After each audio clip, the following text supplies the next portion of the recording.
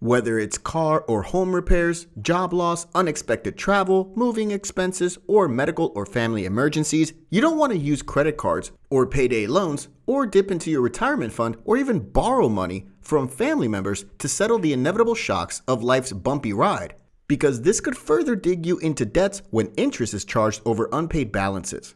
Worse still are situations when your relationships with family or friends inevitably become uncomfortable over unpaid debts. Instead, the general advice to prepare for life's unexpected surprises is to save an emergency fund. Welcome back to the channel. Today, we'll be giving 7 tips for saving your emergency fund so you can take care of the unexpected without having to rearrange your budget or depend on borrowed money. Tip number 1, set a monthly goal. Through planning, you need to set a monthly goal that should be specific and clear enough for you to know what you have to do to achieve the goal and to know when you've achieved it. For one, this goal has to be realistic, direct, and actionable. By this, we mean your goals must be SMART. Check out our other video on how to set a SMART goal for your money. For instance, having more money in your emergency fund might sound like a good goal, but it's subjective and also not measurable. Like, more money than what?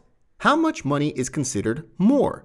Simply by changing it to a more specific goal, like having $5,000 in your emergency fund to be saved over a year by saving $420 per month, you've given yourself a quantifiable goal that you can strive to achieve, a goal that you now know how to achieve and would know when you do so. To set yourself up for success, start with small saving goals rather than shooting for the skies. You could start with a weekly or bi-monthly goal, whatever makes your first goal seem doable.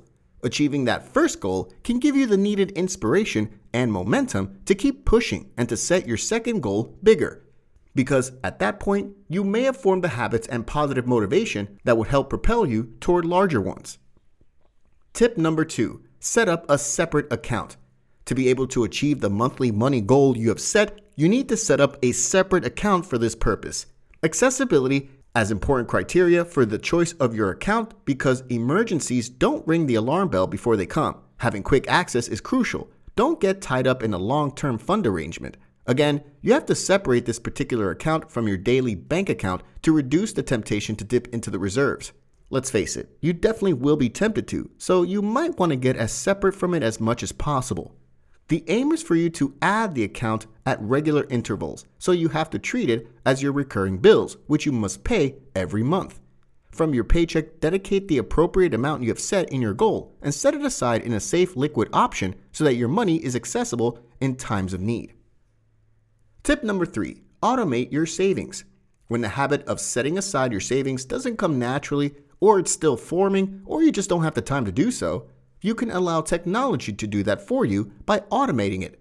Once more, you know that out of sight is out of mind, so the easiest way to save money that you never want to touch is by setting up an automated direct deposit, which would send money from your paycheck account to your emergency fund account without you directly being involved. Automating your savings gives extra help and inspiration to save money and even build your account faster by consistently growing your account. And if you're ever worried that you can't afford to save because it would take away too much cash from your everyday life, automating your savings would help you even without you having to make the decisions. Tip number 4, cut down expenses.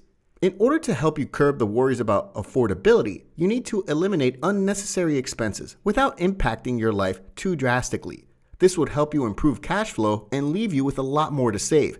This is necessary for you to take control of your money and to help you reach your other financial goals faster. To do this, you need to track your expenses to know where you're overspending so that you can start cutting your expenses. Tracking your spending is easy. You can use an app like Mint or just good old pen and paper. A few ways to cut down your expense is to consider cooking at home more often. Having a meal plan, using cashback and coupons, cut cable if necessary, switch to convenient cell phone plans, cancel unused subscriptions, implement a 24-hour rule for spending, sell unused items, or reduce your utility usage and renegotiate your credit card interest rate. Tip number 5, review your budget. It's not enough just to cut down expenses. You also need to evaluate your budget concerning your expenses and income correlation to get the most out of it. As your needs and wants change over time, The key is to make your budget work too by treating it as a living document that can grow. This could be done by periodically evaluating it and adjusting it as necessary to ensure that it meets your current financial goal. When you evaluate your budget, you compare what you spent against what you plan to spend to see if there's room for improvement. You should also sit down and assess your total budget and your overall financial goals at specific intervals, whether monthly or yearly. Reviewing your budget would also help you review your financial goals and identify and block budget leaks. Tip number 6, side hustle life. Perhaps during your review, you found expenses are on the very high side. Having cut down on spending, now might be a good time to start a side hustle to put more money into your pocket for your emergency fund. Truth is, a lot of 9-to-5 jobs just barely cover the bills, more so if you're just beginning your career. Side hustles also help you develop new skills and build your brand or portfolio. A side hustle is your best option to live life on your terms and schedule and bringing more money into your pocket. But with a side hustle, you need to understand that your income is not fixed. It's directly related to the amount of time and effort you put in. To help you put the needed effort and time, you need to discover what you can do and how you can keep it going. A side hustle presents the opportunity to gain some control over your career and finances and help improve the success rate of your emergency savings goals. Tip number 7, reduced food waste. Though this tip may seem odd, nearly a third of all food produced in the world, which is about 1.3 billion tons, is wasted for various reasons. For instance, in the United States, 30% of all food produced, worth $48.3 billion US, is thrown away each year, according to the Environmental Protection Agency. That's a lot of money being wasted. To solve this issue, which at the same time will put more money into your pocket to save, you need to shop smart. Learn to store food correctly, as improper storage leads to a massive amount of food waste. Try not to buy more food than you need. Though buying in bulk may be convenient, research has shown that this shopping method leads to more food waste. The more you can save in wasted money on food, you will eventually throw away.